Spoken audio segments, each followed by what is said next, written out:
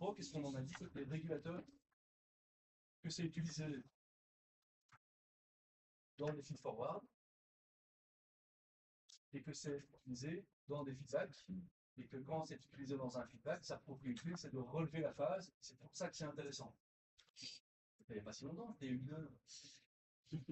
Côté process maintenant, est-ce que c'est possible d'avoir un lead lag?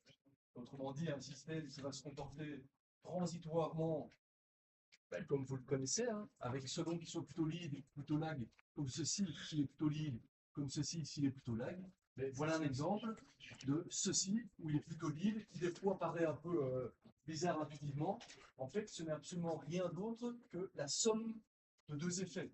Donc regardez ici ce qui va se passer si l'entrée du système est la position de cette vanne-ci, et que brusquement, j'augmente sa position. Donc ça, c'est l'entrée de mon process, et la température est la sortie de mon process. Et qu'est-ce qu'on va avoir ici? On va avoir un double effet. En réalité, si on regarde, ça c'est la position de ma vanne, si on regarde du coup le débit qui va apparaître ici, mon débit F, ben, il va du coup augmenter, mais ça va du coup faire diminuer mon débit F qui va apparaître ici. Parce que j'ouvre le bypass, ben, c'est pour diminuer le débit dans mon échangeur et prendre plus de débit en parallèle. Si vous regardez ici cet échangeur, qu'est-ce qu'il a comme objectif? Vous avez un débit de liquide, n'importe quoi, chaud qui arrive, et vous avez un système de refroidissement pour essayer de faire baisser sa température. Et vous avez ici un mélange entre ce qui est bypassé en parallèle avec l'échangeur et ce qui est passé dans l'échangeur. Et donc, qu'est-ce qu'on va avoir ici? On va avoir un double effet, parce que l'ouverture du bypass va changer le débit qui va apparaître, enfin qui va bypasser et donc influencer la température ici, mais ça va également diminuer celui-ci, donc avoir une autre influence sur la température ici, donc sur l'influence du mélange, et donc on a bien deux effets qui apparaissent en parallèle. Et c'est typiquement comme ça qu'on arrive à avoir ce genre de dynamique. Donc qu'est-ce qui va se passer ici? Si vous avez brusquement ici moins de débit, chaud, qui croise votre source de refroidissement, si vous avez moins de débit, elle a tendance à être plus refroidie. Donc la température, ici en sortie de mon échangeur, suite à cet échelon-là, va avoir tendance à diminuer. Alors que ici, brusquement, qu'est-ce que vous allez amener? Vous allez amener plus de débit chaud. Et donc, qu'est-ce qu'on va avoir? On va avoir directement l'influence de plus de débit ici qui va faire monter la température rouge. Ça, c'est cette influence-ci. Et puis, on va avoir cette influence-ci qui va apparaître et nous faire quelque chose comme ceci. Et donc, en approximation, on retrouve bien quelque chose qui va ressembler à un effet lead et un effet lag. En fait, vous avez un effet instantané, c'est ça que ça veut dire, parce que le bypass, il va instantanément influencer la température, et puis un deuxième effet qui arrive avec un retard. Et donc, c'est la somme de ces deux effets-là qui va nous faire un effet lead lag. C'est typiquement ça que l'on a quand on trouve des lead lag côté process. Côté régulation, on a déjà parlé de leur fonctionnalité avant, il n'y a pas grand-chose à en dire. Juste pour dire que cet aspect lead lag, c'est tout à fait réaliste.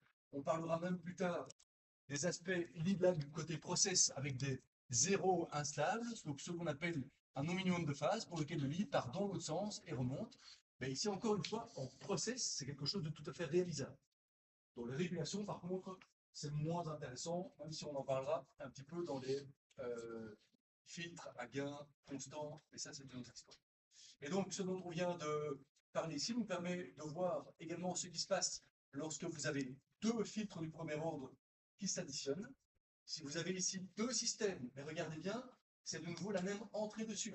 Les deux process ont le même MV, et donc graphiquement, ce que l'on pourrait dessiner pour correspondre ici à ce que l'on veut faire, c'est un MV, donc une entrée, une vanne, qui va modifier une sortie PV1, qui va modifier une deuxième sortie PV2. C'est bien ça qu'on écrit là. On a un process 1 et on a un process 2 qui ont chacun la même entrée MV.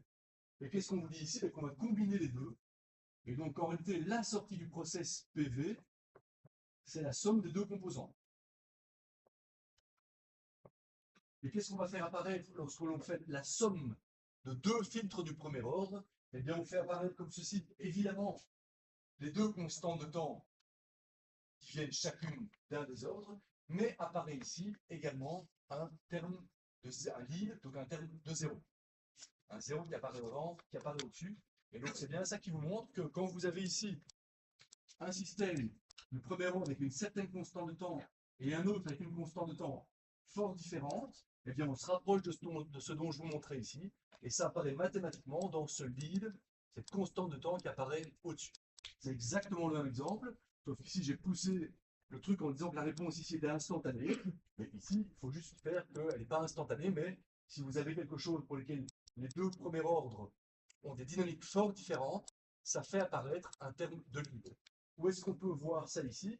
Eh bien, tout simplement dans le fait que le terme de lead est calculé en fonction des deux termes de lag. Donc ça, c'est un truc important.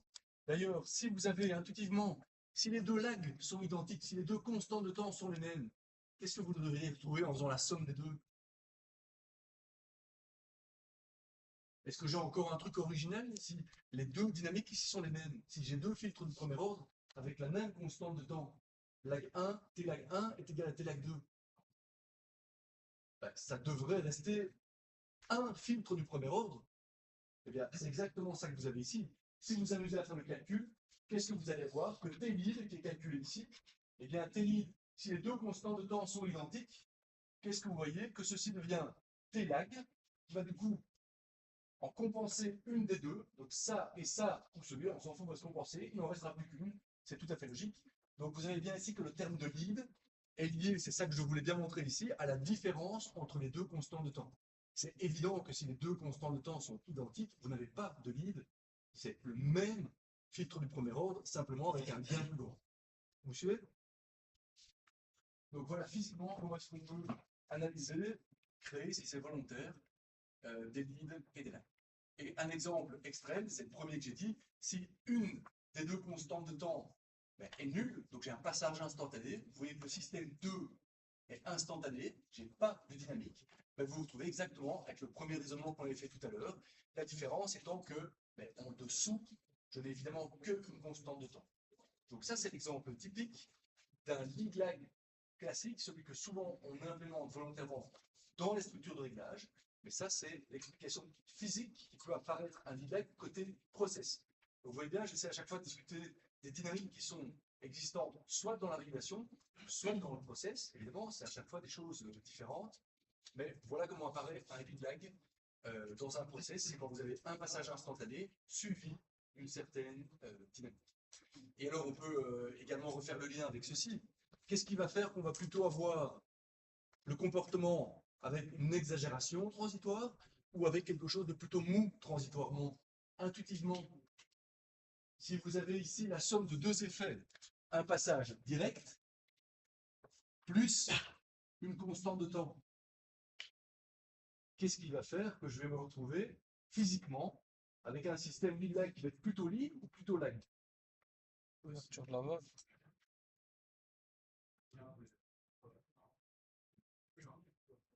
Pour être plus rapide, la différence des deux sens, des deux gains. Donc si celui-ci va dans un sens et que celui-ci va dans l'autre sens, ou bien à l'inverse, vous allez avoir quelque chose qui va plutôt faire ceci ou plutôt faire ceci.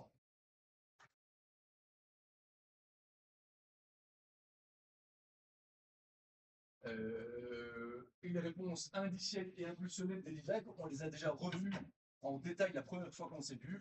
Vous retrouvez ici simplement les équations avec les termes lead et lag. Quand je l'ai fait au tableau et j'ai passé du temps dessus parce que c'est vraiment important, moi j'avais utilisé des taux 1 et des taux 2. C'est évidemment exactement la même chose que dont on parle ici. En réponse indicielle également, il n'y a pas grand-chose à en redire. Et ceci, on en avait parlé également. Donc comment est-ce que ce genre de truc se comporte si vous regardez nos résultats? Vous reconnaissez ici un résultat pour lequel vous êtes plutôt lead ou plutôt lag? Plutôt lag. Il y a un résultat ici pour lequel vous êtes plutôt lead. C'est exactement ce que j'ai dessiné au-dessus du tableau ici.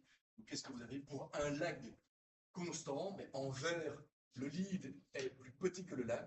En orange, le lead est plus grand que le lag. Et on arrive à ces conclusions-ci. Donc ça, c'est des trucs vraiment fondamentaux à bien comprendre, autant pour le lead lag process, le comprendre ou le simuler des fois, que pour le lead lag régulation que vous allez mettre, encore une fois, dans un feed-forward ou dans une boucle fermée pour ses facultés à augmenter la phase et donc rendre la régulation plus robuste. Et ça, c'est le dernier scénario dont je parlais tout à l'heure, pour lequel on va avoir un système à non minimum de phase. Donc faites bien attention ici, on est à 0. Et donc le système commence par partir dans l'autre sens et repart vers un niveau, une position finale qui est de l'autre côté. On part vers les négatifs pour aller finalement se stabiliser dans le positif. Ça, encore une fois, on va montrer que ça existe physiquement. Et de nouveau, c'est pire que le temps mort. Plutôt que de rien se passer pendant un certain temps, mais là, ça va carrément à l'envers. Donc on est carrément en train de tirer une balle dans le pied du régulateur qui va essayer d'aller dans le mauvais sens. C'est pour ça que pour ce genre de process-là, encore une fois, si on est obligé de travailler avec simplement un feedback et un PID, on n'a pas d'autre choix que de faire quoi? Le ralenti. C'est toujours la même histoire, en fait. Vous n'avez pas le choix. Si vous avez un système trop complexe à cause d'un temps mort, d'un ordre élevé, pire, d'un non-minimum de phase comme ça, et que vous êtes obligé de vous satisfaire d'un feedback avec un PID, vous n'avez pas d'autre choix que de dire, attention, le système m'impose de limiter la dynamique de la boucle fermée. Je dois détuner, je dois ralentir le régulateur. Il y a un terme scientifique qui dit faire un veau. C'est pas très scientifique, mais c'est très clair. Oui, c'était toi qui voulais. Comment on fait pour dire pas casser le système si on a le cas orange? Pas casser le système, c'est le système, ça je veux rien changer le système. Non, mais dans le sens où, imaginons, on va trop bas, Ouais. du coup, juste la vanne sera genre complètement fermée et du coup, le régulateur va être en mode je peux pas faire ça. Ça, c'est la sortie du système. Donc, c'est le scénario. Si jamais j'ouvre ma vanne de 10%, la température baisse avant de réaugmenter. C'est pas une imitation de l'organe de réglage. C'est pas l'organe de réglage, c'est la sortie. Là. Qu'est-ce qui te chipote? Non, je me disais, est-ce que on peut aller au range pour dire sur un capteur ou un organe de réglage? Alors attention, ici c'est parce qu'on démarre en zéro. Quand on démarre en zéro, c'est toujours faire des analyses. En réalité, vous allez en opération normale, vous êtes autour de votre consigne à 40 degrés, et de 40, il va descendre à 38 degrés, et puis remonter à 50 degrés, c'est ça. Hein. Donc le négatif veut rien dire ici. Le négatif veut dire je commence dans l'autre sens, c'est ça qui est important. La valeur négative veut rien dire, si ce n'est qu'elle est cohérente avec le fait qu'on démarre en zéro. Donc non, ça c'est pas un problème. Donc de nouveau, un terme important qui est le lead seul. Donc ça, c'est la constante de temps que vous allez rajouter en haut toute seule. Et vous connaissez également ici, évidemment, une action dérivée si ça se retrouve dans le régulateur, proportionnel plus dérivé, pour lequel on avait dit que le lead lag, c'était ça. Le lead, c'est ça. Et donc maintenant, on regarde ce qui se passe uniquement avec le lead. Première remarque importante, ceci seul, qu'est-ce que vous pouvez en dire?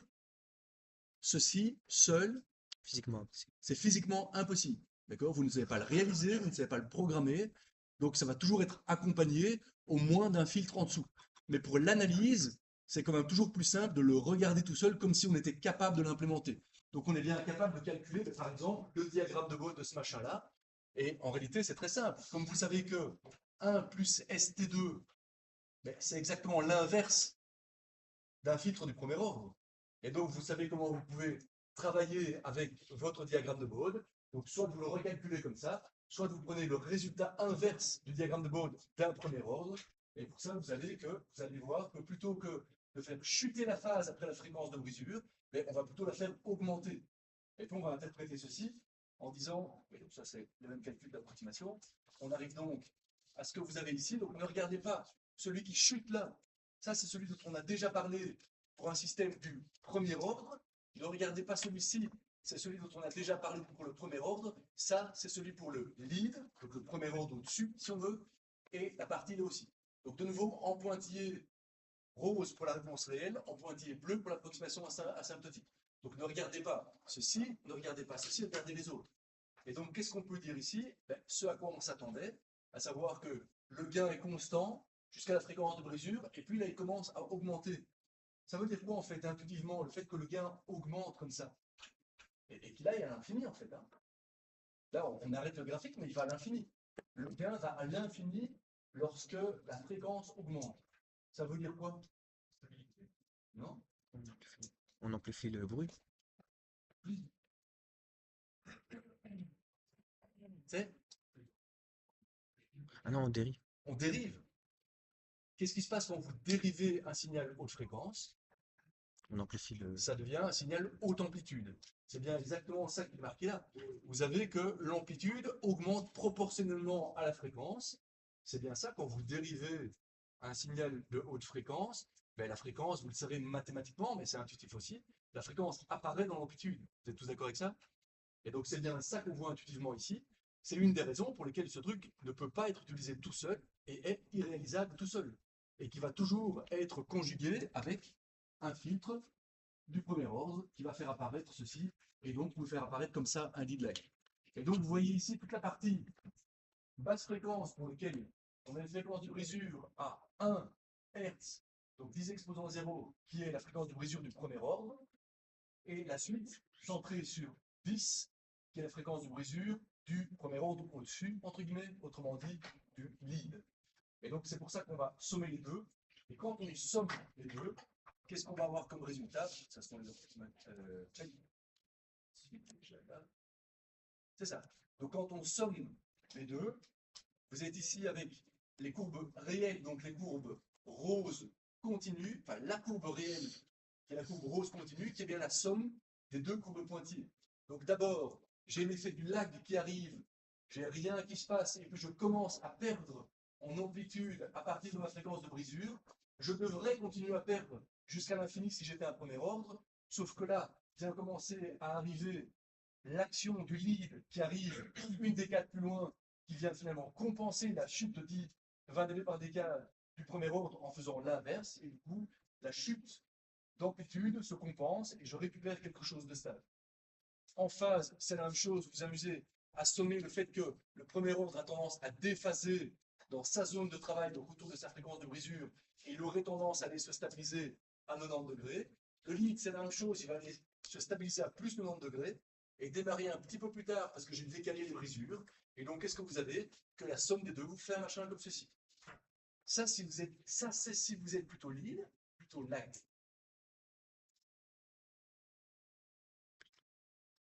Parce qu'ici, on est en train de jouer sur le numérateur et le dénominateur. Là. Plutôt lag. Ça, c'est que vous êtes plutôt lag. Vous avez que la constante de temps du lag est plus grande. Autrement dit, que sa fréquence de brisure est plus petite que celle du lead. Et donc, vous avez quelque chose ici qu'on n'aime pas tellement. On est en train de perdre de la phase. Alors que quand on rajoute un lead lag dans une boucle fermée, encore une fois, je parle de la boucle fermée, pas de l'application du lead lag en tant que feed forward, eh bien, on a alors l'inverse, qui est ceci. Donc, lorsque le lag est derrière le lead, autrement dit, je suis plutôt lead que lag, donc la constante de temps du numérateur est plus grande que celle du dénominateur, plutôt dérivé que l'inertie, plutôt lead que lag. Alors on a l'aspect intéressant en termes de dynamique, qui est de créer un relevé de phase.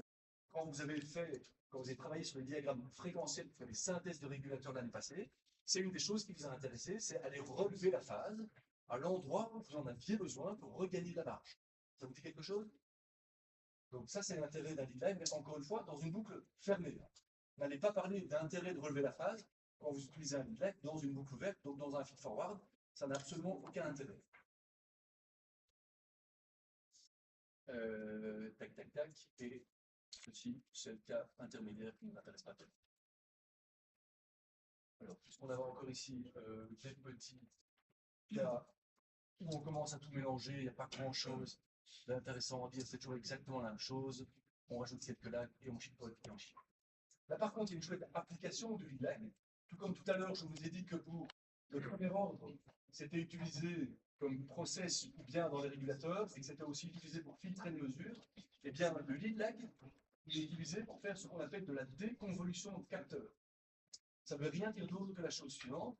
Si votre mesure, votre capteur lui-même est trop lent, vous pouvez essayer virtuellement de l'accélérer. Donc l'idée est la suivante. Vous avez un capteur de température, par exemple, celui-ci, qui, lorsque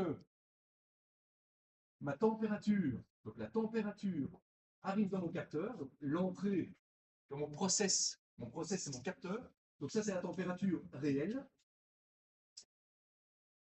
elle vient lécher le doigt de gant de mon capteur, et ça c'est la température en sortie de mon capteur, donc la température mesurée.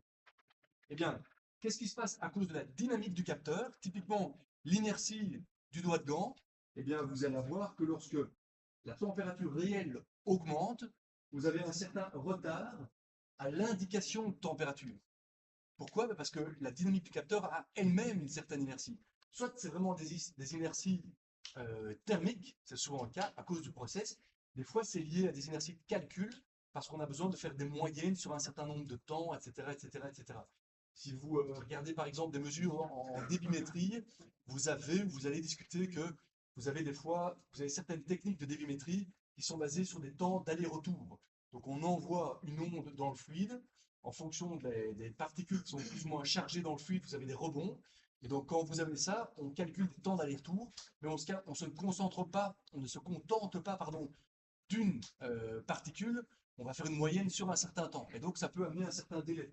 Donc il y a pas mal de raisons pour lesquelles vous pouvez avoir des inerties dans la mesure. J'ai parlé d'inertie, je n'ai pas parlé de temps mort comme tout à l'heure, hein, c'est tout à fait différent.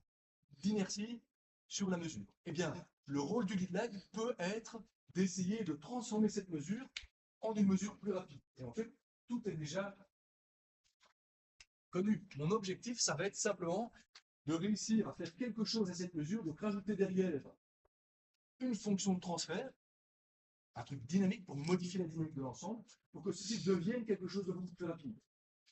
En fait, qu'est-ce qu'il suffit de faire? Si vous connaissez la dynamique de votre capteur, qui est simplement une constante de temps taux du capteur, vous allez rajouter derrière, dans l'automate, un filtre lead lag, qui va être tel que la constante de temps du numérateur va être égale à quoi? À celle du capteur, de manière à ce que ceci se compense. Et voilà, en fait, je pourrais faire ça comme ça.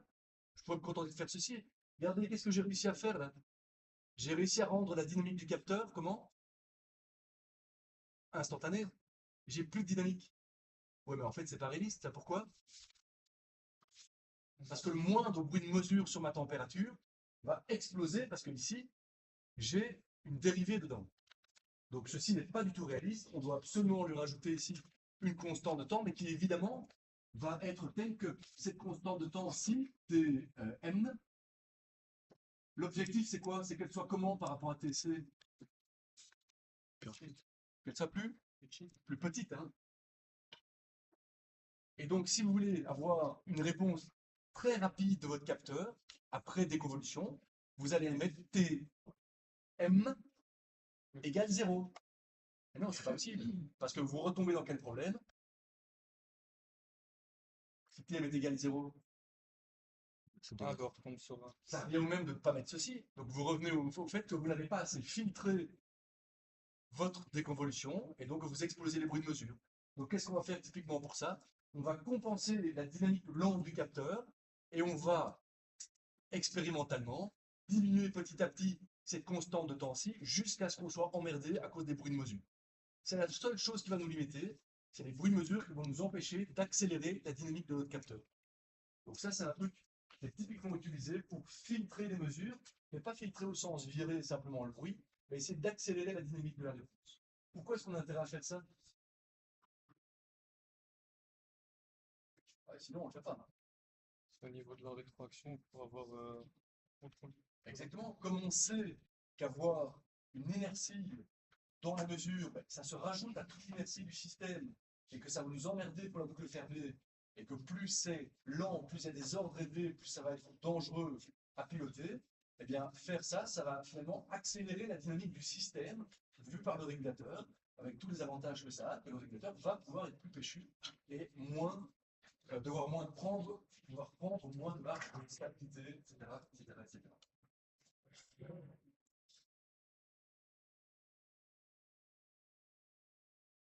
Et donc voilà tout ce dont on a discuté. J'en ai parlé tout à l'heure, on peut commencer à tout combiner et on avait déjà vu un exemple avec 2 lags et un lead. Même chose pour vous amuser à regarder la réponse indicielle, la réponse impulsionnelle. C'est intéressant, mais c'est pas fondamental. Alors, qu'est-ce que ça va nous donner maintenant? C'est quand même intéressant, parce que je l'ai dit tout à l'heure, je vous ai dit qu'on avait le lead lag, qu'on avait, pardon, j'ai dit que pour un premier ordre, on avait une réponse avec un point anguleux, et je vous ai dit que si on avait un deuxième ordre, ce n'était pas vrai. Et qu'est-ce que j'ai directement rajouté comme point aussi? Non, non, non. Tout à l'heure, je vous ai dit. Non, c'est pas le premier. Tout à l'heure, je vous ai dit que si on avait.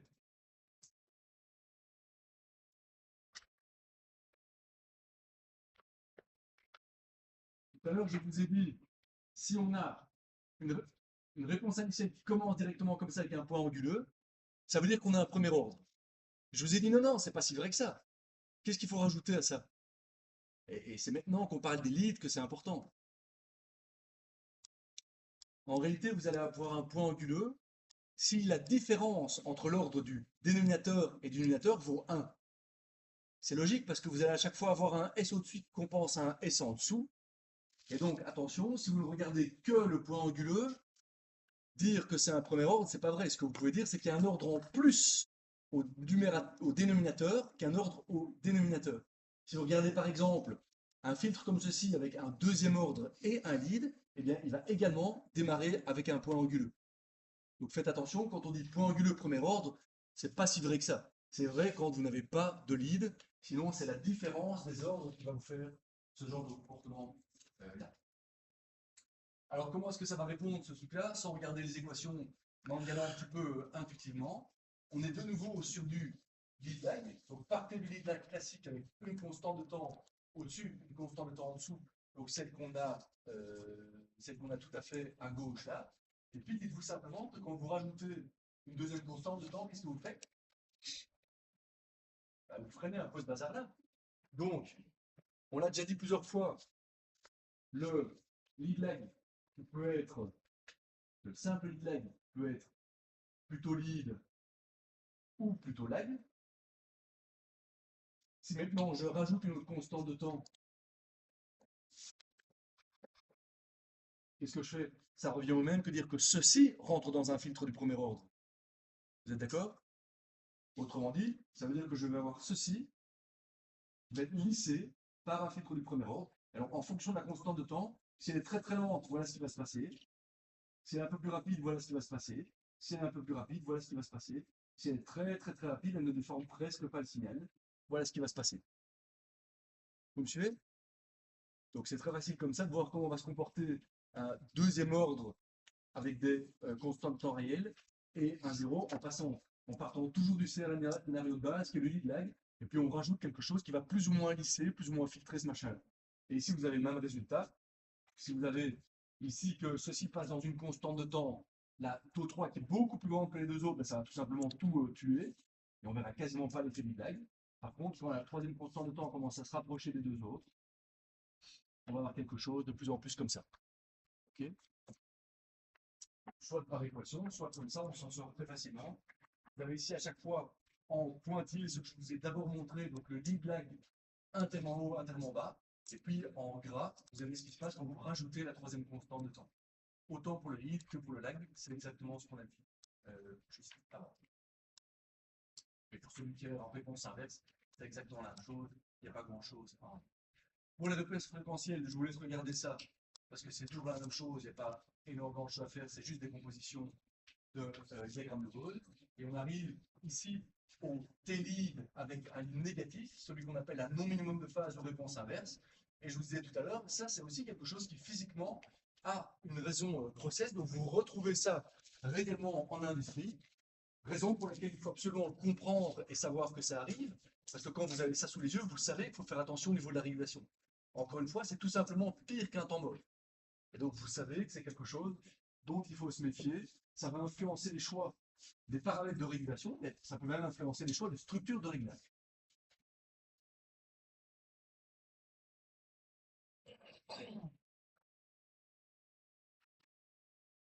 Donc, les exemples dont on parle typiquement quand on est avec des systèmes anonymes de phase, ben, il y a deux exemples qui reviennent assez classiquement, ce sont les deux que vous avez ici. Il y en a un premier qui est pas tellement intéressant parce qu'il est déjà en boucle fermée. Ce n'est pas le process naturel. Mais c'est intéressant parce que ça vous montre un petit peu concrètement c'est quoi cette notion de partir dans l'autre sens.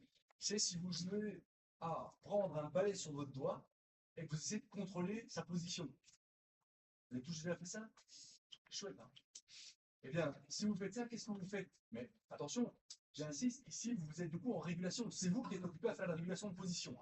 Donc ça, ce n'est pas le process seul. Le process seul, c'est je mets mon doigt, je mets mon balai dessus, et quand le balai tombe, ben, il tombe. Ça, c'est le process. C'est donc un système naturellement instable. Mais quand vous êtes en régulation, il est instable et il n'y a pas de système à non minimum de phase dedans. La phase non minimale vient un peu de la régulation, et intuitivement, vous la connaissez. Vous mettez votre balai sur votre doigt. Qu'est-ce que vous allez devoir faire comme réaction lorsque votre balai va partir vers la droite, vers ma droite, et que vous voulez qu'il aille vers la gauche? Vous voulez le pousser vers la gauche en réalité. Mais du coup, vous savez que vous devez d'abord partir dans l'autre sens, et puis aller vers la gauche. Ça, c'est exactement ce qui se passe, et mathématiquement, on le voit. Si vous mettez ceci en équation, vous voyez que le régulateur qui stabilise ce système fait apparaître un 0 à partie négative, à partie réelle négative. C'est un exemple un peu bizarre, parce que vous êtes déjà en régulation. Si on regarde vraiment que le process, parce que c'est ça qui nous intéresse, c'est quelque chose qui se passe quand on est dans des ballons, par exemple, de chaudière, je vais dire chaudière électrique, de chaudière en général. Donc dans la chaudière, qu'est-ce qui se passe? Que ce soit une centrale électrique ou votre chaudière chez vous, même si c'est plus tout à fait vrai, mais ça c'est un détail. Qu'est-ce que vous avez? Vous avez le ballon dans lequel vous avez de l'eau en dessous. Le ballon, finalement, c'est un grand tank. Souvent, c'est un tank cylindrique, celui dont je vous parlais tout à l'heure.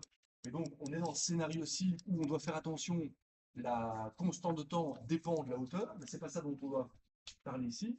On a ici le ballon qui sert à faire la séparation eau-vapeur, parce qu'il est alimenté dans ce qu'on appelle de l'eau alimentaire. Donc, j'ai ici de l'eau qui arrive, qui a déjà été préchauffée.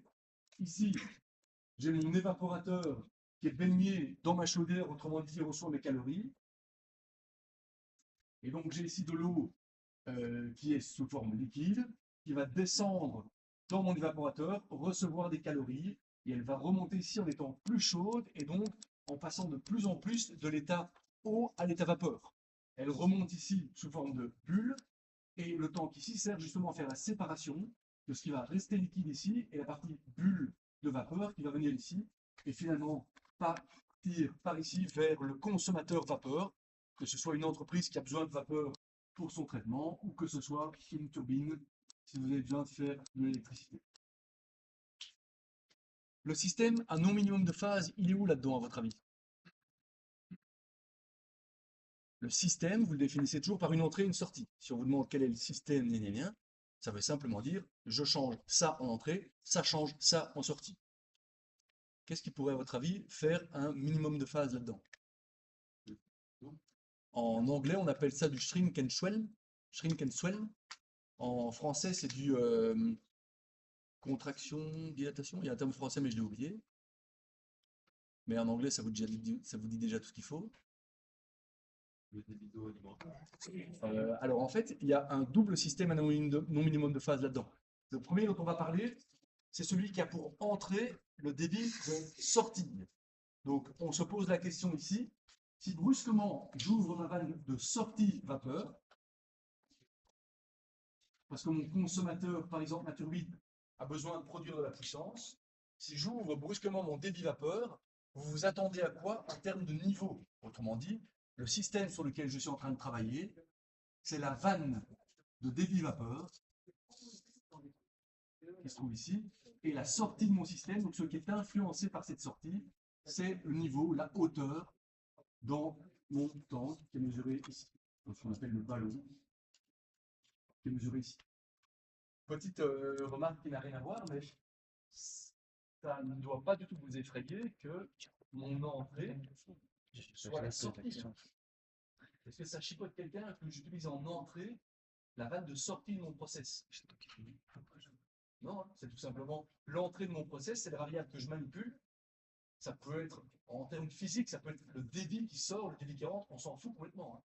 Donc j'ai bien que l'entrée du process que je définis ici, c'est la vanne de sortie de vapeur.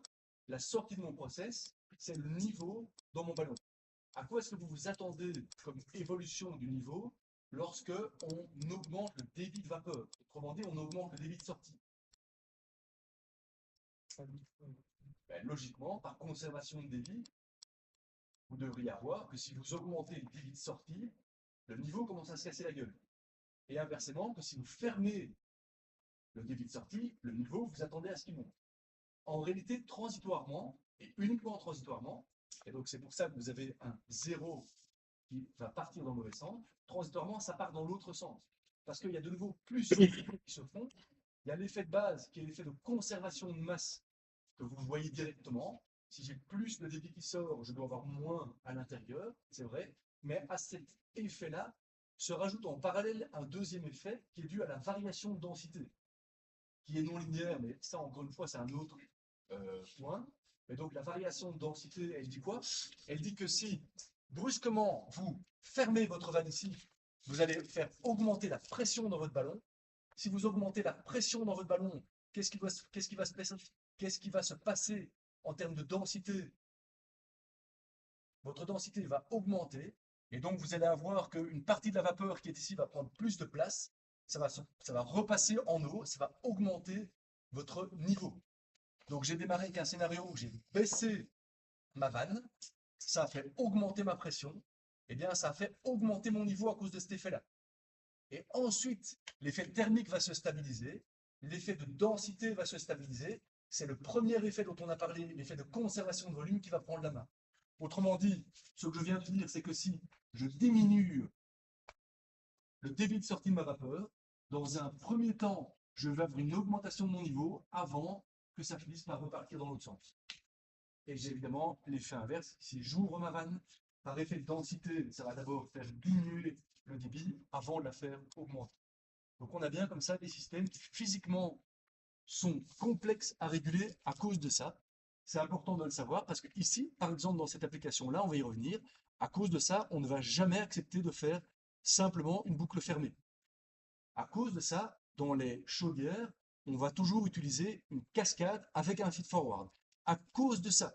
Donc c'est vraiment important, c'est la dynamique du système qui nous montre que le système est trop complexe à contrôler avec un feedback simple qui fait qu'on va du coup avoir une structure de réglage plus complexe et rajouter ce qu'on va définir plus tard comme étant une cascade et un feed-forward que vous connaissez déjà.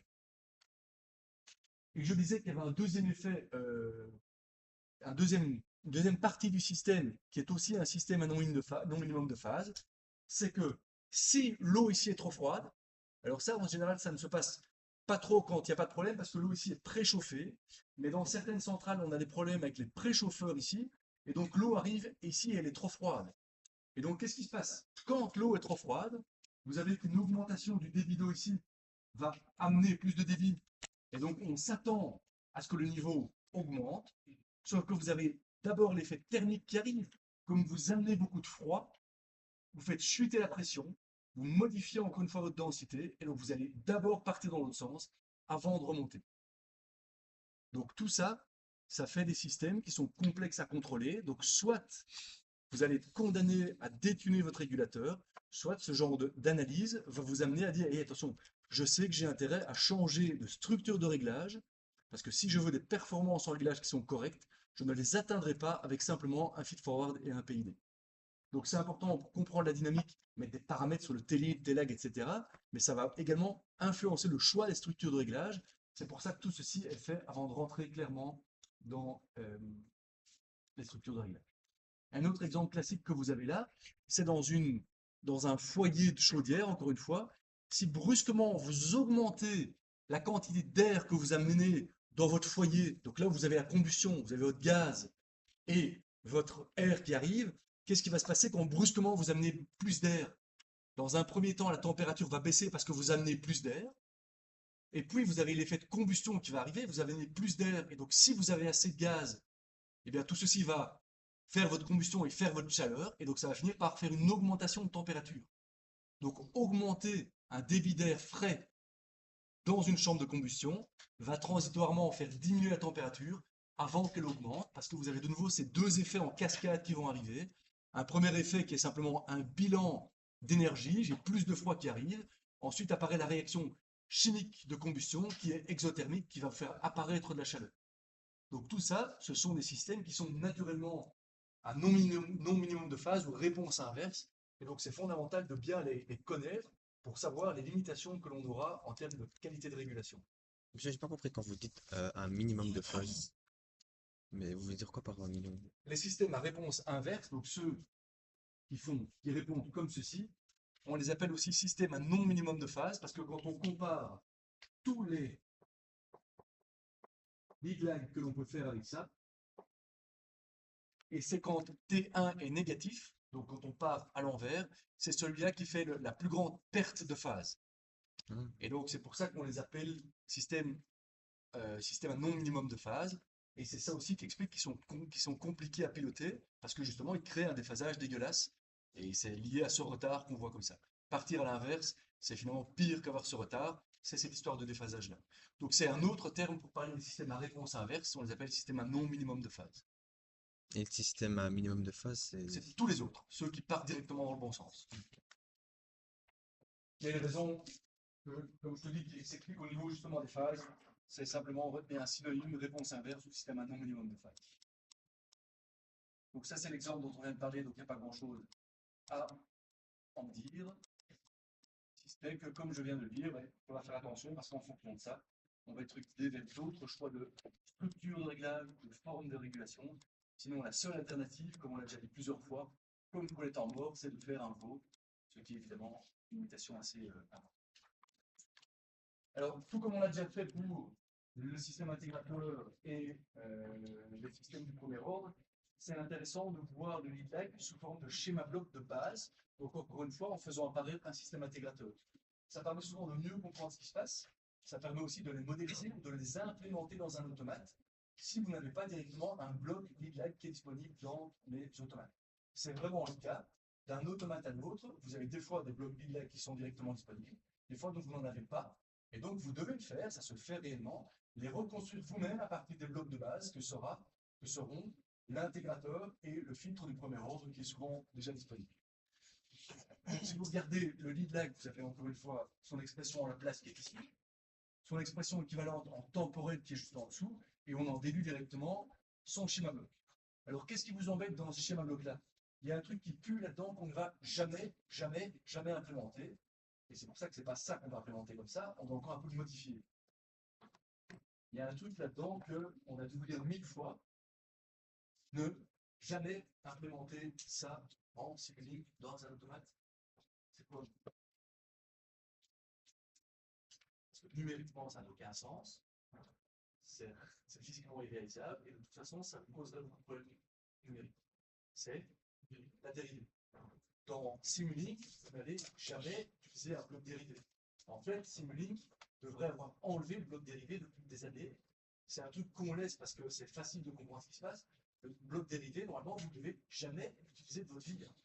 Ni dans un automate, ni dans Simulink, ce bloc devrait tout simplement disparaître. On sait toujours s'en sortir sans, on doit s'en sortir sans. Et donc l'expression ici qui apparaît directement à partir de l'équation temporelle, elle est bien, mais elle ne peut pas s'implémenter sous cette forme-là. Mais en réalité, c'est pas bien compliqué. Regardez, si vous avez ceci, vous le dérivez pour finalement repasser dans un intégrateur.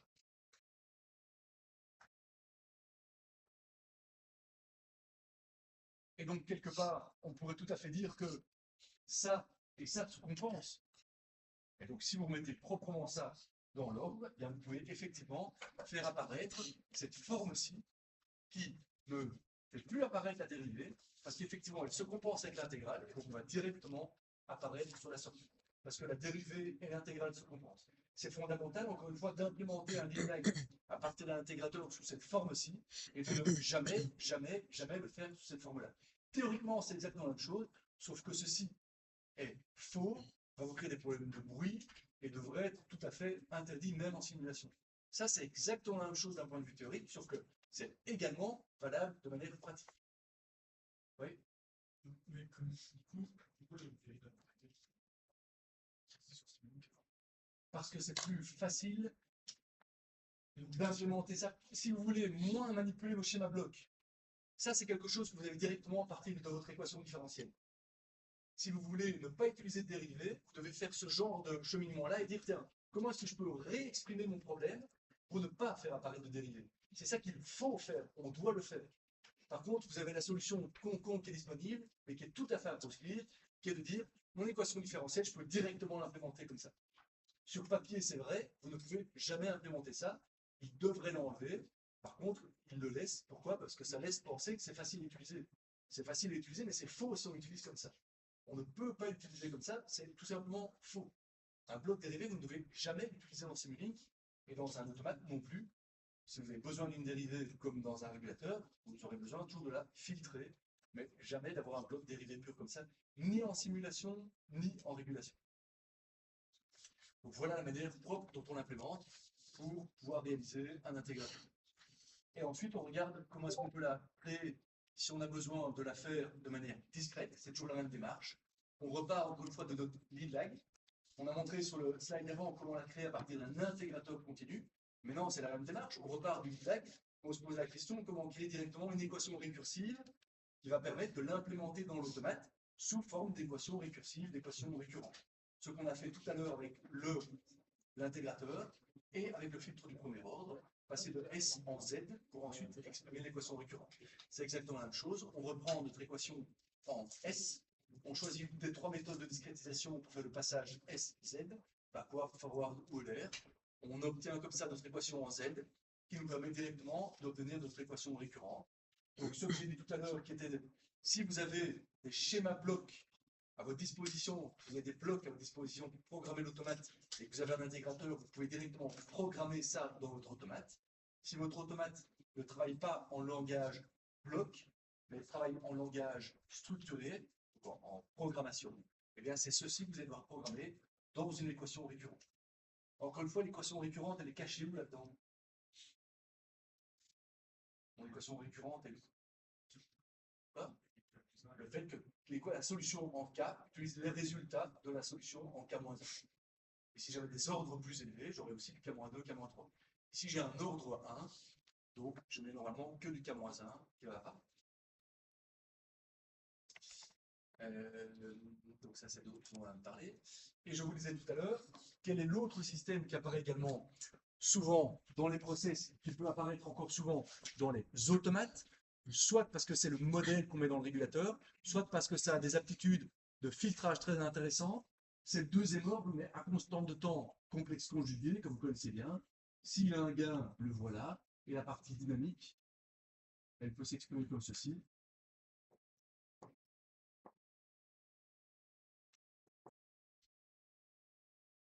Ou bien, vous divisez tout au θ par oméga n carré, et vous avez la version que vous avez là. Donc ça, encore une fois, vous l'avez déjà retourné dans tous les sens, encore et encore, dans une multitude de cours. Il y a 3 cas qui vont expliquer que ceci est des comportements différents. Quels sont les 3 cas différenciés? Vous avez un cas limite entre les deux qui est zeta égale 1. Qu'est-ce qui se passe si zeta égale 1? Les deux constantes de temps sont réelles et identiques. Et plus vous avez les cas où zeta est plus grand que 1 et zeta est plus petit que 1 pour les deux autres des 3. Qu'est-ce que vous avez quand zeta est plus petit que 1 comme type de comportement? Sous-amorti ou oscillant. Donc qu'est-ce qu'on va avoir? On va partir de notre cas où on a un zeta qui vaut 1, qui va nous donner quelque chose avec deux constantes de temps réelles. On va commencer à avoir une constante, un zeta qui va être plus petit que 1 si je veux partir dans un sens. Et donc on va commencer à avoir ceci comme comportement. Au plus zeta est petit, au moins j'ai d'amortissement. Et si je repars maintenant dans l'autre sens et que de zeta égale 1, je repars avec un zeta plus grand que 1, qu'est-ce que j'ai alors? J'ai de nouveau deux constantes de temps réelles, sauf que là elles sont différentes et j'ai quelque chose qui est de plus en plus suramorti. Et donc je vais commencer à avoir quelque chose de plus en plus lent et de plus en plus suramorti. Ça, vous l'avez déjà fait en long et en large, en temporel, en fréquentiel. Donc ça, c'est temporel. En fréquentiel, si on veut anticiper ce qui va vous être rappelé ici, en fréquentiel, qu'est-ce qui se passe quand vous êtes sous-amorti? Donc la partie oscillante temporelle, qu'est-ce qu'elle vous fait apparaître dans le diagramme fréquentiel? Amorti sur la pulsation de brisure. Également un dépassement en fait. Ah. Ce que vous avez comme dépassement temporel devient également un dépassement fréquentiel. Donc si vous regardez uniquement le diagramme de gain dans votre diagramme de bord, vous avez le premier ordre qui est comme ceci. Pour sa partie gain, si c'est un deuxième ordre avec la même constante de temps, Mais je rajoute une deuxième constante de temps, donc je tombe 2 fois plus vite pour mes approximations, mes approximations asymptotiques. Autrement dit, mon deuxième ordre avec 2 constantes de temps identiques devient ceci en phase. Si j'ai un zeta qui est plus grand que 1, j'ai encore 2 constantes de temps réelles mais différentes. Donc je vais en avoir une qui a sa constante de brisure ici, sa pulsation de brisure ici, une qui a sa pulsation de brisure ici. Autrement dit, la somme des deux va faire tac. Ouais, j'ai mis un peu trop loin, c'est compliqué à dessiner, et un peu trop penché. L'une est ici, l'une est ici. Et donc qu'est-ce qui va se passer quand je vais faire la somme des deux? La deuxième, elle ne fait rien pendant toute cette approximation nulle ici. Autrement dit, je reste sur la première. Et quand j'arrive ici, je commence à chuter 2 fois plus vite. Autrement dit, à partir de ces approximations-ci, je peux tracer la vraie, qui est à peu près comme ceci. Ça, c'est zeta égale à 1. Ça, c'est zeta est plus grand que 1. Et qu'est-ce qui se passe si zeta est plus petit que 1? Un dépassement. Là, vous commencez à avoir votre dépassement. Et donc, qu'est-ce que vous allez avoir typiquement comme résultat? Si votre zeta est plus petit que 1, vous allez avoir quelque chose comme ceci. Vous avez discuté de ceci en dynamique des systèmes, en électronique. Vous avez parlé de facteurs de qualité, le paramètre Q qui gère la bande passante, le dépassement, etc., etc. Donc ça, c'est la dynamique d'un système de deuxième ordre. Encore une fois, on va trouver côté process ou côté régulation. Côté process, qu'est-ce que ça va être un système sous-amorti? Il y a un exemple très important. Il y en a plein, mais des exemples industriels. Un déplacement de grue, par exemple. Vous avez une grue qui doit déplacer des conteneurs. Une grue prend un conteneur, c'est un câble d'une 30aine de mètres de long. Vous avez une masse de quelques tonnes en dessous. La grue prend le conteneur, elle doit le déplacer d'ici à ici. Qu'est-ce qui va se passer lorsque la grue va soulever le conteneur et qu'elle va le déplacer avant de le laisser redescendre à sa place finale? Comment ça va se comporter à votre avis? Le système naturel, autrement dit, si je n'ai pas une bonne régulation et que je fais simplement un step sur mon entrée, et du coup la position de ma grue, je fais un step, ma grue, qu'est-ce qu'elle va faire? Et elle va penduler comme ça pendant plusieurs heures. Donc quand on a des problèmes de régulation de grue dans des ports, à Anvers ou autre, quand la régulation n'est pas bien tunée, il faut des fois attendre plusieurs heures pour que vous ayez une stabilisation. Ça va dépendre de la longueur de votre câble.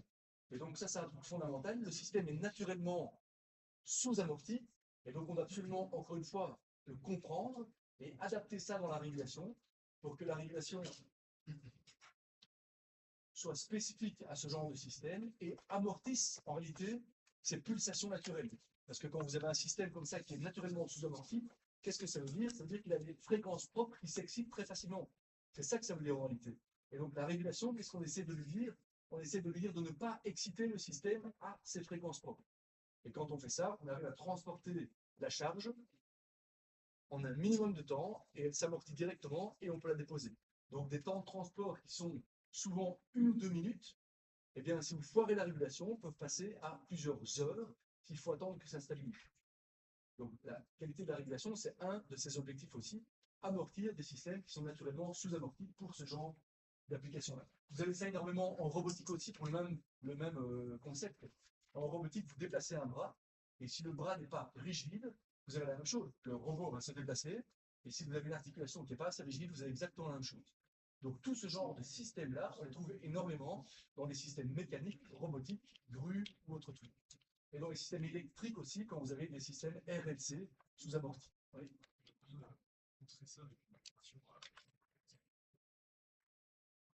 Oui, en réalité, ce qu'on fait, c'est qu'on essaye, ça revient au même en réalité, parce que ne pas solliciter ces fréquences-là, ça revient au même que ne pas laisser passer celles qui reviennent.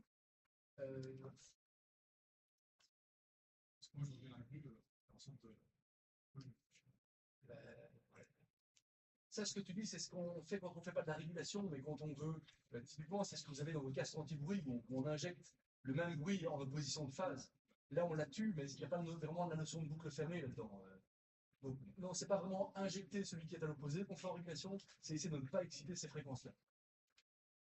Parce qu'en fait, injecter une fréquence en opposition de phase, tu restes quand même injecté à la même fréquence. Et ce qu'on veut, c'est essayer de ne pas exciter le système à cette fréquence-là. Il suffit que tu sois un petit peu décalé pour que tu restes à continuer à travailler dans cette fréquence-là. Donc on essaie plutôt de ne pas les exciter et de les amortir, plutôt que d'essayer de les envoyer volontairement à l'envers. Pas vraiment ça qu'on fait en régulation. Ça, c'est pour vraiment compensation active, des trucs comme ça, comme vous avez dans vos écouteurs. Donc, les trois cas qui sont, selon que vous ayez les zeta que je vous ai dit, qui vont vous donner des constants de temps réels et identiques, réelles différentes ou complexes conjugués, ben, c'est ce dont on vient de parler et que vous connaissez, donc il n'y a pas grand-chose à en dire. Les exemples, on en a cité, et donc voilà pour ceci.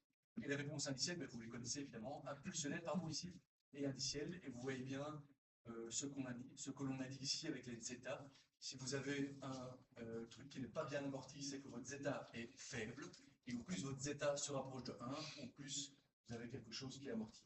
Autant pour la partie impulsionnelle que pour la partie indicielle. C'est exactement la même chose. Vous avez déjà retourné ça dans tous les sens. Donc ça, c'est vraiment du rappel, mais de choses que vous devez vraiment bien connaître, maîtriser. Et l'aspect, la position d'épaule, pour faire le lien avec ça, vous le connaissez également. Il n'y a pas grand-chose. Non. Alors, chose quand même intéressante à discuter, parce que de nouveau, c'est très pratique, et c'est l'objectif de ce qu'on veut faire ici. Vous avez discuté en long et en large, au cours, et surtout en régulation, de la manière d'identifier un système suramorti à partir d'une réponse indicielle. C'est ce que vous avez fait, qu'on a déjà rediscuté ici, avec un stretch, Broida et Van der Grinten. En fait, il existe exactement les mêmes systèmes les mêmes méthodes pour les autres classes de systèmes. Alors, si j'essaie même d'être un peu plus complet pour classer les systèmes et discuter de ces méthodes-là, en fait, en gros, vous avez fait un quart de ce qui existe. Alors, en quantité de système, vous êtes à 90%, mais un quart de ce qui existe. Je m'explique. Les systèmes, on peut les caractériser principalement par deux choses, stable ou instable, sous-amorti ou suramorti. Donc, vous avez des systèmes qui sont stables, naturellement, et des systèmes qui sont instables. Et ces systèmes peuvent être suramortis ou sous-amortis. Ceux que vous avez déjà traités avec Stretch, Broida et Van der Grinten l'année passée, ils sont où dans mon cadran? Ça, c'est pas la question la plus dure qu'on vous ait posée. Quoi? Stable et suramorti. Donc ça, c'est ma courbe en S. Si je regarde maintenant les systèmes stables et sous-amortis, c'est à quoi comme tête? C'est celui dont on a parlé, qui va se comporter comme ceci lorsque vous avez un système d'ordre 2 et que son coefficient d'amortissement, son zeta, est plus petit que 1. Un système instable et suramorti, c'est quoi? Ben, vous avez par exemple l'intégrateur, ou bien un intégrateur avec un délai ou une constante de temps. C'est tout à fait réaliste. La cuve dont on parlait tantôt, elle a cette dynamique-là. Et qu'est-ce qu'il nous reste encore? Instable et sous-amorti, c'est à quoi comme tête? Aussi, vous avez quelque chose qui est instable et oscillant comme ceci. Donc, ce que vous avez fait au niveau de l'identification en troisième, c'est principalement ceci. Retenez qu'il existe exactement la même méthode pour ces systèmes-ci, on va en discuter, et pour ces systèmes-ci, on en a déjà un peu discuté. Qu'est-ce qu'on a dit ici pour identifier ce système-là? On faisait les doubles pentes. Avec la double pente, ou la différence des pentes, on a trouvé la constante de temps de notre intégrateur. Et si j'ai une constante de temps ici, en fait, tout à l'heure, on a vu un exemple avec un temps mort. Je vais un θ. Donc, vous avez vu comment on pouvait facilement également trouver le temps mort sur un système instable suramorti. Ici, c'est peu utilisé, il y a moyen de le faire, mais c'est plus anecdotique. Par contre, il existe le même genre de méthodologie ici pour, à partir d'une réponse indicielle mesurée sur le process, tout comme vous l'avez fait là, qu'on a discuté ici, faire la même chose ici, pour retrouver les caractéristiques du système stable suramorti à partir d'une réponse indicielle. Alors évidemment, il y a un truc qui est con ici à trouver, c'est le gain statique. Le gain statique, que vous soyez ici ou ici, c'est exactement la même chose. La variation de sortie sur la variation d'entrée, c'est exactement la même chose. Quand c'est stable, il n'y a pas grand-chose à en discuter. Par contre, pour la partie temps de réponse et amortissement, il y a des choses ici qui sont intéressantes à discuter à partir des propriétés de la réponse ici, puisque sont le temps de montée, le rise time, le temps de réponse, le settling time, le temps de pic, l'overshoot et le temps que vous avez besoin pour venir dans une certaine enveloppe à 99% ou 1% de tunnel, 95% ou 1% de tunnel. Donc là, vous connaissez quelque chose qui est souvent plutôt votre cahier des charges en boucle fermée. Ici, ce n'est pas l'idée, c'est d'utiliser le même vocabulaire pour caractériser le système stable sous-amorti dont on est en train de parler. Parce qu'il y aura un temps réponse, il y aura un overshoot, il y aura un rest time, etc., etc., etc. Et donc, ce qu'on va pouvoir faire, à partir des équations temporelles de notre système, ça c'est le fréquentiel dont on a parlé tout à l'heure, eh bien, c'est trouver à partir des équations de la réponse initiale des paramètres qui nous permettent de retrouver les paramètres de la fonction de transfert. Donc, qu'est-ce qu'on va mesurer sur la réponse initiale? Tout comme vous avez pour la réponse indicielle d'un système suramorti, vous avez pris votre latte et vous avez tracé la tangente au point d'inflexion, et vous avez mesuré TU et TG et tous ces machins-là, vous vous souvenez? Ici, on va faire la même chose. On va les mesurer le dépassement par rapport à la valeur finale lors du premier dépassement, lors du deuxième dépassement, entre les deux lors du premier dépassement négatif. Et on peut montrer avec les équations de la réponse indicielle que ces dépassements-là, eh bien, ils sont liés à l'overshoot. Tout simplement parce que l'overshoot, eh bien, c'est le ratio entre D1 et D0, autrement dit, entre le dépassement, enfin, c'est le dépassement réexprimé par rapport à la variation totale, c'est la même la définition de l'overshoot, mais on est également que c'est correct pour le rapport entre D2 et D1, c'est également l'overshoot. D3 et D2. Et donc tout ça vous permet directement de trouver l'overshoot, et vous allez voir que c'est plus direct que ça, parce que ça va vous permettre finalement de trouver le taux d'amortissement, les états dont on parlait tout à l'heure. Donc qu'est-ce qu'on va faire ici? On va déterminer un coefficient D que l'on va calculer tout simplement comme étant le ratio entre D3 et D2. Et ça, étant donné qu'on a vu qu'entre D3 et D2, c'était l'overshoot, entre D2 et D1, c'était l'overshoot, eh bien, faire ça, ça revient à passer par l'un et l'autre, autrement dit, c'est l'overshoot au carré. Et encore une fois, si vous regardez l'équation de la réponse indicielle d'un système d'ordre 2, eh bien, qu'est-ce qu'on voit? On peut faire un lien, on peut trouver le lien entre le taux d'amortissement qui nous intéresse et ce facteur D. C'est la seule inconnue qui apparaisse dans cette équation-là. Autrement dit, si vous trouvez D, autrement dit l'amortissement au carré, eh bien, on peut directement en déterminer le taux d'amortissement. Ce n'est rien d'autre que se baser sur la réponse indicielle du système d'ordre 2 sous-amorti que vous connaissez très bien.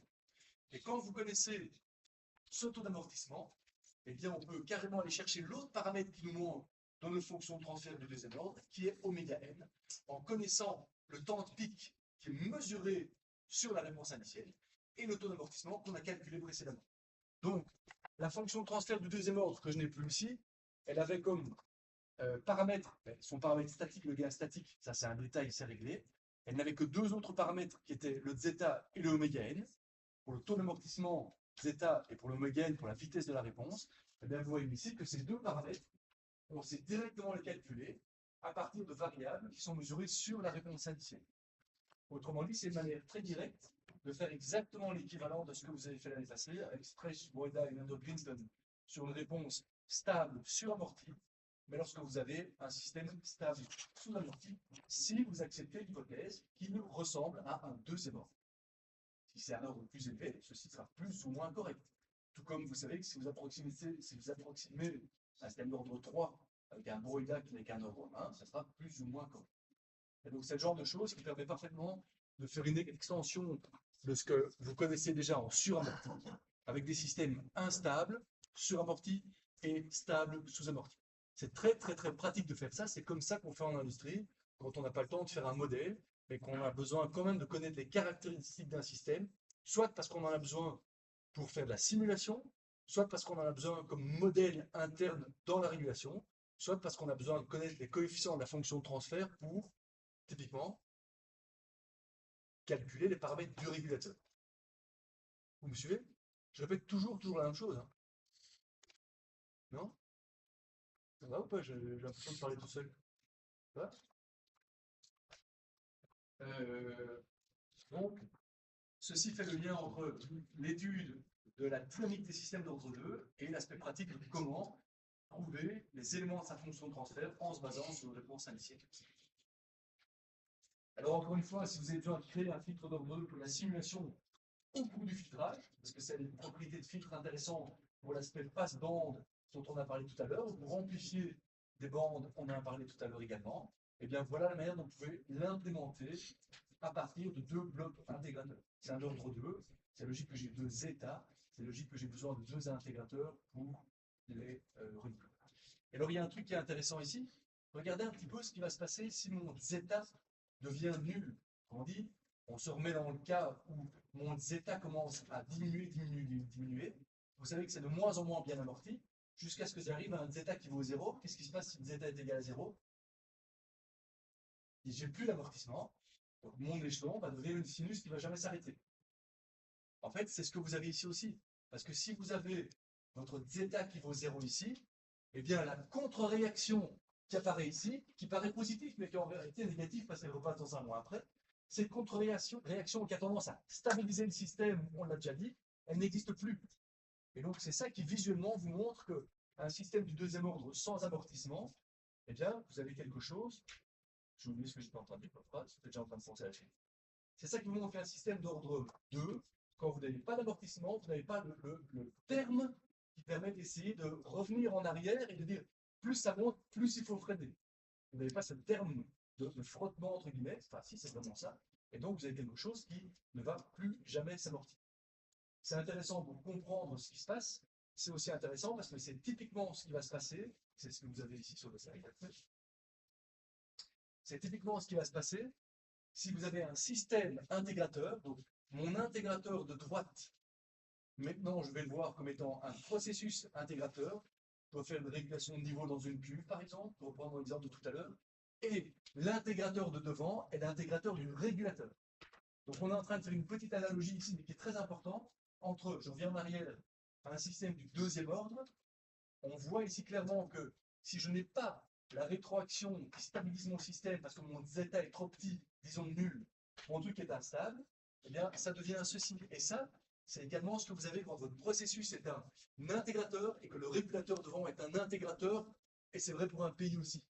Et c'est ça qui explique en réalité que si vous avez un terme, si vous avez un système intégrateur à réguler, vous devez toujours faire très attention, on doit absolument mettre très peu d'actions intégrales.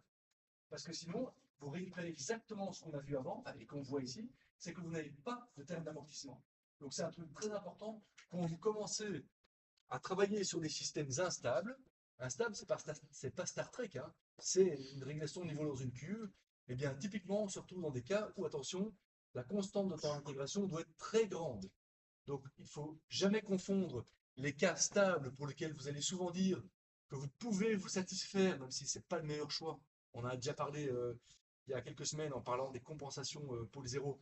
Vous pouvez vous satisfaire de dire que la constante de temps de l'intégrateur est à peu près égale à la constante de temps du process. Vous vous souvenez de ça? Parce que par calcul, ça simplifie les choses. C'est pas dangereux, mais c'est pas génial. Ici, faire ça avec un système intégrateur, c'est tout à fait faux. Vous ne pouvez pas dire que le TI du régulateur doit correspondre à la constante de temps de mon système instable. En fait, c'est déjà vrai parce que vous n'avez pas de simplification. Mathématiquement, c'est même plus vrai. Mais on se retrouve dans des cas où vous avez quelque chose qui n'a plus du tout d'amortissement. Donc quand vous travaillez sur des systèmes intégrateurs et que vous voulez prendre de la sécurité, noter quelque chose en service, la première chose, c'est que le terme intégrateur, on le dégage. On est très grand, si on n'a pas d'idée, on l'enlève et on commence à mettre en service uniquement avec la partie proportionnelle du régulateur. Parce qu'on est très très vite dans ce cas-là. On est très très vite dans un cas où la boucle fermée va devenir quasiment instable à cause d'un manque d'amortissement. Et puis on remet petit à petit dans l'action intégrale, et typiquement, on n'a pas besoin d'en rajouter beaucoup, donc on aura un TI qui sera assez grand quand on est occupé à piloter des systèmes instables.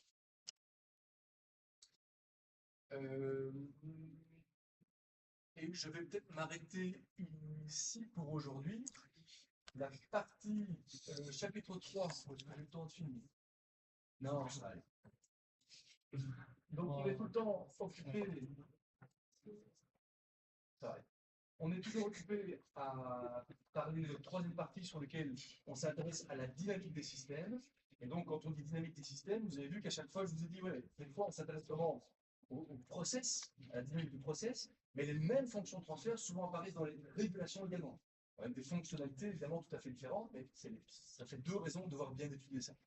Jusqu'à présent, on s'est satisfait de travailler sur tout ce qui est système linéaire et système dynamique. Et on a déjà plusieurs fois dit, oui, mais attention, il y a quand même pas mal de choses qui font que la linéarité, c'est un peu un vœu pieux, on sait qu'il y a pas mal de non-linéarités qui apparaissent. On en a déjà parlé plusieurs fois aujourd'hui en disant quoi? Le gaz statique, c'est rare qu'il soit constant en fonction des points de fonctionnement. On a discuté comment le compenser. La dynamique, c'est rare qu'elle soit qu'elle soit constante en fonction des points de fonctionnement. On a discuté de comment la compenser. Il y a d'autres types de non-linéarités qui arrivent dans les systèmes, qui sont souvent plus compliqués à compenser, parce que c'est ce qu'on appelle des non-linéarités dures souvent. Alors que les non-linéarités dont on a parlé ici, ce sont des non-linéarités douces. Ça veut dire qu'elles évoluent doucement. Ici, vous allez voir qu'on va parler de phénomènes qui sont principalement mécaniques, qui sont, pour les caricaturer un petit peu, ce que vous avez quand vous avez des jeux dans des embrayages ou des frottements dans des vannes. Donc ce dont on va parler ici, si je vais vous donner une petite introduction, vous le connaissez déjà encore une fois. Si vous avez un embrayage et que vous avez un jeu entre les dents, qu'est-ce qui va se passer quand vous allez vouloir changer de sens de rotation? Disons que j'ai un grand jeu dans mes dents. J'ai ma partie motrice qui est ici, qui veut faire tourner ma partie charge. Donc, je suis en train de l'entraîner. Puis mon régulateur veut repartir dans l'autre sens. Ma partie motrice va repartir dans l'autre sens. Mais qu'est-ce que je vais avoir pendant tout un temps? Je ne vais pas entraîner ma partie charge et ensuite, je vais la réentraîner. Et donc ça, c'est vraiment un truc horrible pour la régulation, parce que ça veut dire que le régulateur, à un moment, il travaille, il fait bouger l'entrée du process et il ne se passe rien. Et donc, on est de nouveau sur un peu l'équivalent d'un temps mort, sauf qu'il est plus vicieux, parce que des fois, il n'est pas là, et là, hop, j'ai un temps mort. Donc, c'est pas tout à fait l'équivalent d'un temps mort. À certains moments, c'est un temps mort parce qu'il y a plus d'action. Et quand l'action arrive, paf, elle arrive en un coup. Et donc, ça, ce sont des non-linéarités dures, parce qu'il ne se passe rien, et paf, ça arrive. Et donc, ça, ce sont des choses qu'on ne peut pas modéliser de manière continue, et donc, ce sont des trucs qui, en général, sont plus embêtants au niveau de la régulation. Et ça a des impacts très forts. Et vous allez tout à fait comprendre que ceci, ça va avoir quoi comme conséquence en termes de dynamique? Je veux faire une régulation de position. Donc je dois amener ma charge à cette position. Donc je suis en rotation, j'ai que deux dents. Je dois amener ma position ici. Donc qu'est-ce que je faisais? Je suis ici un peu trop loin. Donc je veux revenir en arrière, je fais ça. Mais comme mon régulateur voit que le système ne répond pas pendant ce temps-là, du coup il a commencé à pousser plus fort. Là, je commence à embrayer sur ma charge, mais j'ai été poussé trop fort. Et donc, qu'est-ce qui va se passer? Je vais aller trop loin. Donc, mon régulateur va revenir dans l'autre sens, mais il ne se passe rien. Il faut un certain temps pour qu'il réengraine. Donc, il va pousser trop fort. Et donc, typiquement, quand vous avez ça, vous êtes condamné à, même si vous vous rapprochez de votre consigne, à faire ça. On va voir qu'il y a un truc pour essayer de minimiser les dégâts, mais en gros, si vous ne faites rien, vous êtes condamné à faire ça, c'est logique. Il y a un moment où il ne se passe rien. Donc, la seule manière pour laquelle il se pourrait que vous n'ayez pas ce problème-là, c'est si à un moment, vous arriviez parfaitement, ce qui est tout à fait impossible, sur votre consigne. Si par hasard, à un moment, vous arrêtez pile sur votre consigne, alors il y a une erreur, le régulateur garde sa dernière position, blablabla. Mais c'est tout à fait anecdotique. Vous aurez toujours, vous allez vous arrêter à cause de ça, à un moment, vous êtes presque sur la consigne. Donc, vous repartez en arrière. Et donc, ça, c'est une des non-linéarités dures qui va faire que vous allez avoir des problèmes d'oscillation qui vont apparaître dans votre régulation. C'est fondamental d'un point de vue pratique, et c'est ce qu'on fait ici, de comprendre ça, parce que l'erreur typique que l'on voit en industrie, c'est quoi? C'est « Ah, ça aussi, j'ai trop de gaz sur mon régulateur ». C'est complètement faux.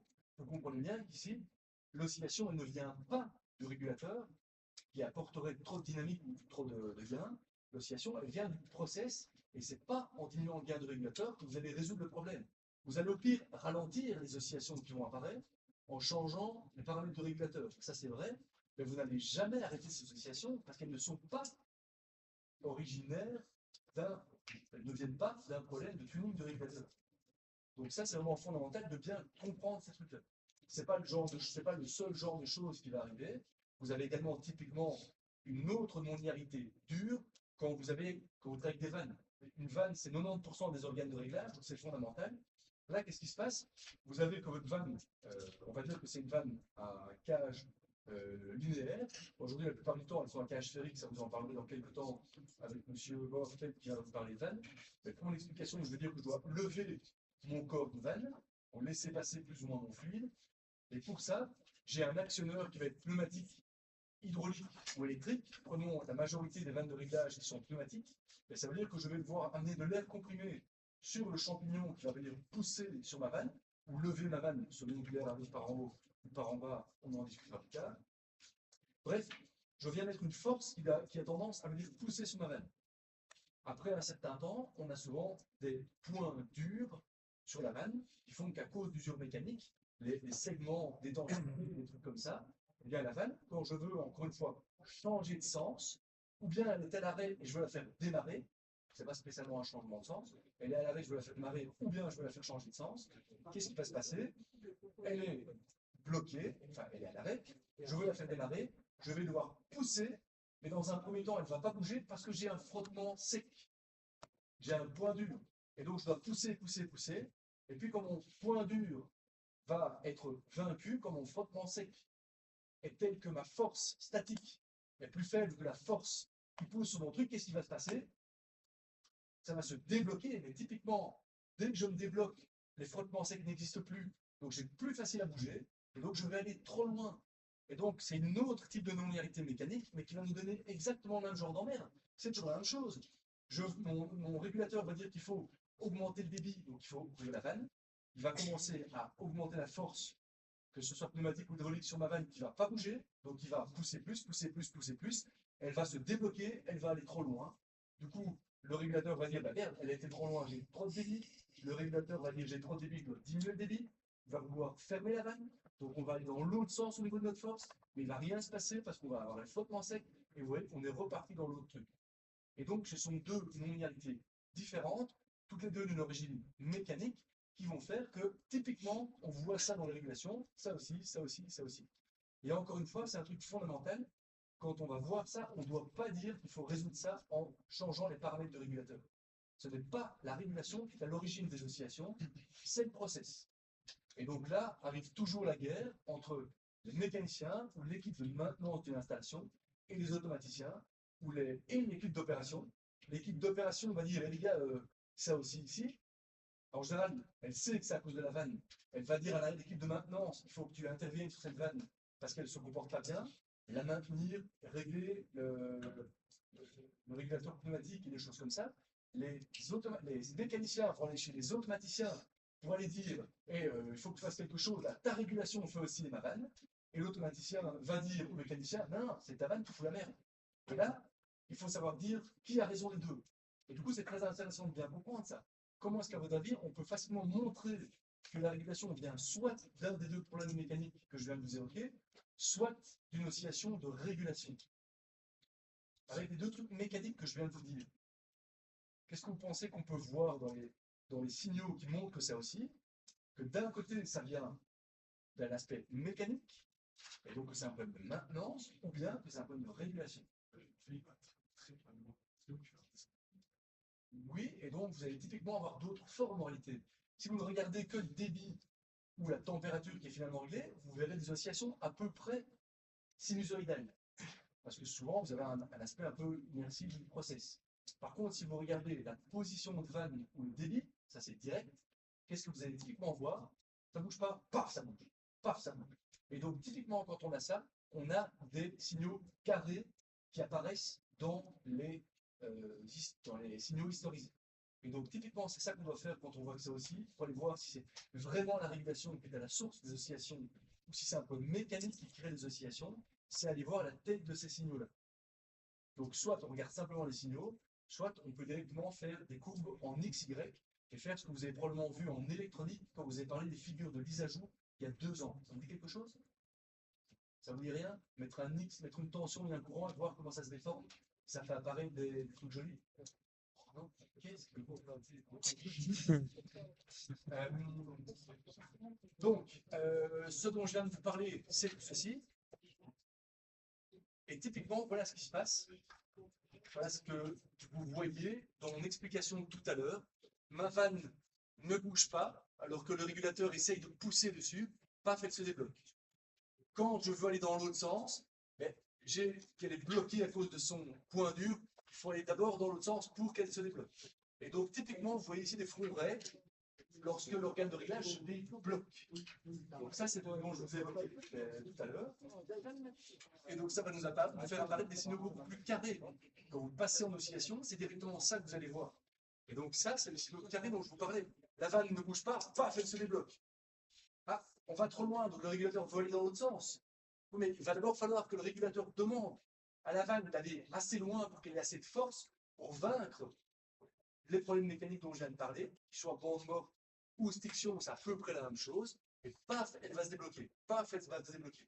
Donc c'est deux phénomènes mécaniques différents, ce dont je viens de vous parler, hein. Mais vous avez compris que l'effet sur la régulation est à peu près similaire.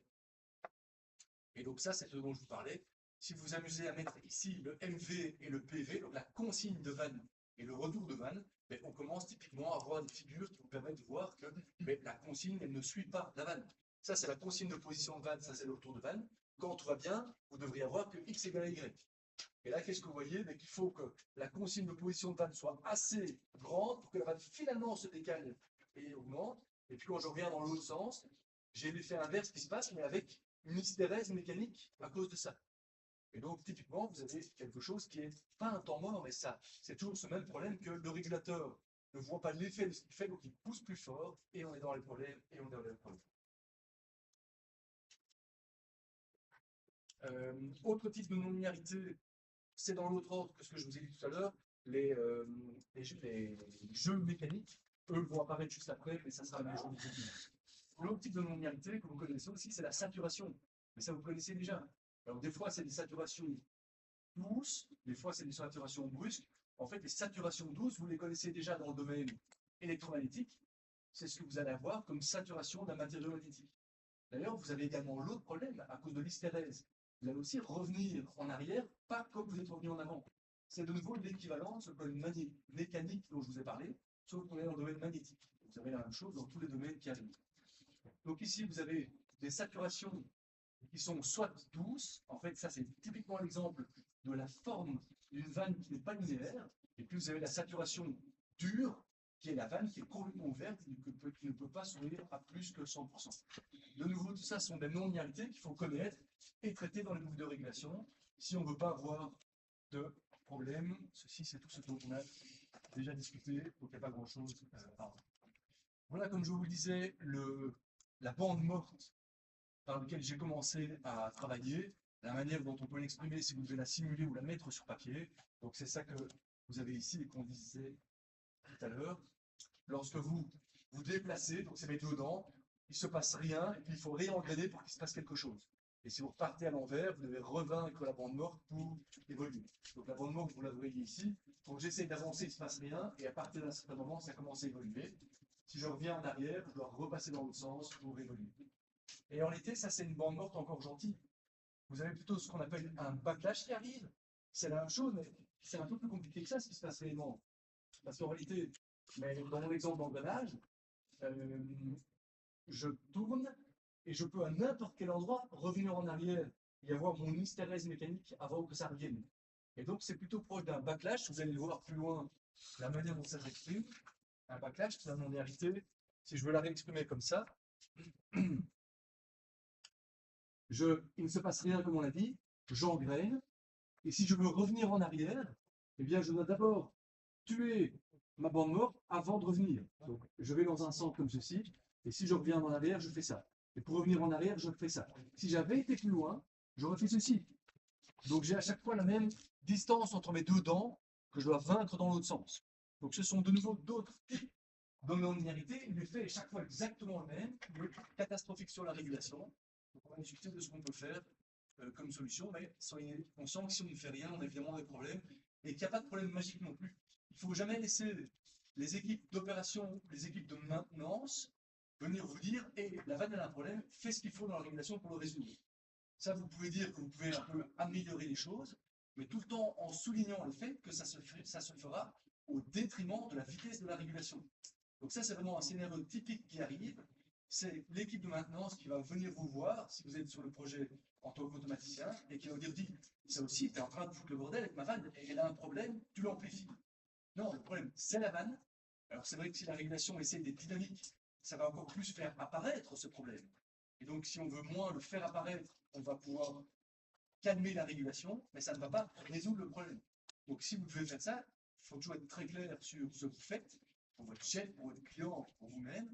Je veux bien aider, mais ce n'est pas une solution propre il faut résoudre le problème à la base, qui est un problème mécanique. Mais en pratique, c'est vraiment ça qui se passe. Voilà les exemples dont on parlait, mais pour lesquels on en a assez discuté, on a discuté de tous ces machins. Et on retrouve le genre de résultats que ça donne, ils sont toujours à peu près équivalents. Le genre de courbe que je viens de vous montrer, on a parlé de tout ça. Et donc on est toujours occupé à parler des non-linéarités. Je vous ai dit qu'on parlait ici des non-linéarités, qu'on avait commencé à parler du fait que on peut avoir une non-linéarité sur le gain statique ou sur les dynamiques. Ensuite, on a discuté de quelques non-linéarités dures avec les backlash, les dead-bend et les stictions, sur une vanne par exemple. Mais revenons un peu sur les non-linéarités douces ici et voyons comment est-ce qu'on pourrait trouver le fait, trouver la non-linéarité. Comment est-ce qu'on peut l'exprimer mathématiquement pour ensuite pouvoir essayer de la compenser dans la régulation. Typiquement, si vous voulez la trouver, ça veut dire que vous devez être capable de faire une modélisation de votre système. Et donc, si on prend un système mécanique, le modéliser, ça veut dire faire apparaître un équilibre de force, faire apparaître les inerties, faire apparaître les frottements, et donc faire apparaître l'équation différentielle qui cache la dynamique du système. Et donc, vous avez ici votre F égale ma en rotation. Vous avez ici le terme de frottement proportionnel à la vitesse angulaire, et vous avez ici le terme de poids qui va avoir tendance à pousser ma charge vers le bas. Ici, puisque vous avez un point fixe, vous avez un pendule, et il a tendance, évidemment, avec son poids, à aller vers le bas. C'est ce que vous avez ici. Pourquoi est-ce que cet exemple est intéressant à traiter comme introduction des non-linéarités? Parce que vous voyez apparaître un terme sinusoïdal là-dedans. Il veut dire quoi ce terme sinusoïdal? Eh bien que le comportement local, autrement dit l'approximation linéaire locale du système, elle ne va pas être le même selon que vous linéarisiez votre système à cet angle-ci ou à cet angle-ci. Parce que vous avez une non-linéarité dans le process qui est votre sinus. Et donc c'est typiquement comme ça que vous travaillez sur un système mécanique et électrique, hydraulique ou quoi que ce soit. Bien tenir compte des non-linéarités, ça fait appel à de la modélisation qui va vous permettre de mettre en exergue l'équation non linéaire pour ensuite essayer de la compenser d'une manière ou d'une autre. Ça, c'est ce qu'on verra après. Donc, comprendre d'où vient la non-linéarité, c'est typiquement ce genre d'application-là. Il faut passer par une phase de modélisation.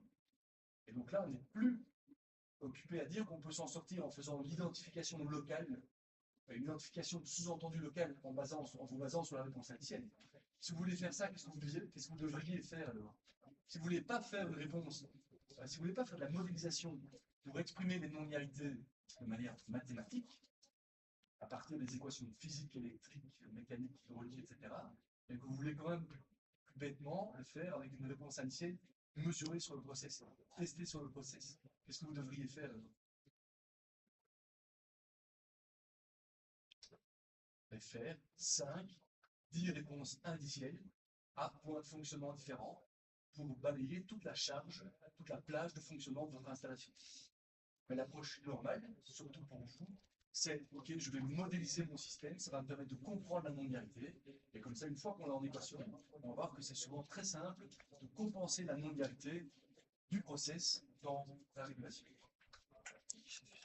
Donc, petit exemple ici, vous le regardez. On vous montre ici que si on linéarise autour d'un θ égale 0, autrement dit, à la verticale, on a une dynamique qui est stable, c'est une dynamique, oui. Et si vous linéarisez au-dessus, vous avez une dynamique instable. Il y a une manière très bête de vous montrer que la dynamique dépend du point de fonctionnement. L'autre exemple, moins bête, c'est avec un angle de 40 degrés ou avec un angle de 30 degrés, la dynamique n'est déjà pas la même. On le voit déjà parce qu'apparaît le terme sinusoïdal, qui apparaît plus ici parce qu'on l'a linéarisé. Et donc ce terme linéarisé, ce terme sinusoïdal, il vous montre que la dynamique dépend du point de fonctionnement. Donc à partir du moment où on a compris ces non-linéarités, comme je vous disais, on va pouvoir voir comment est-ce qu'on va les compenser, soit en changeant les paramètres du régulateur en fonction d'eux, soit on va voir qu'on peut carrément avoir un régulateur non linéaire qui va compenser la non-linéarité du process, tel que l'ensemble des deux deviennent une boucle fermée linéaire. J'ai un système non linéaire, j'ai un régulateur non linéaire, et je vais créer cette non-linéarité dans le régulateur pour que la somme, pas la somme des deux, l'ensemble des deux deviennent linéaires. C'est ce qu'on appelle du feedback linéarisation. Et ça, on vous expliquera un tout petit peu. C'est pour ça que c'est en rouge, c'est plus pour les automaticiens sur Netflix. Et je vous garde un dernier petit exemple de non-linéarité pour l'introduction qu'on aura la fois prochaine. Je crois qu'on n'a pas pour la semaine prochaine.